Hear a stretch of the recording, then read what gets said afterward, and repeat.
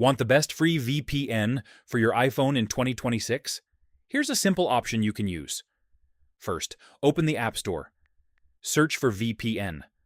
Look for apps with high ratings and lots of reviews. One popular free option is VPN Super Unlimited Proxy. Download and install the app.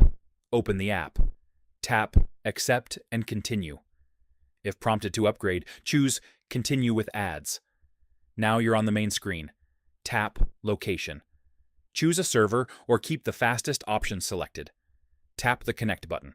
Tap Allow when asked to add VPN configuration. Enter your iPhone passcode. You're now connected to the VPN. To disconnect, tap the Power button again.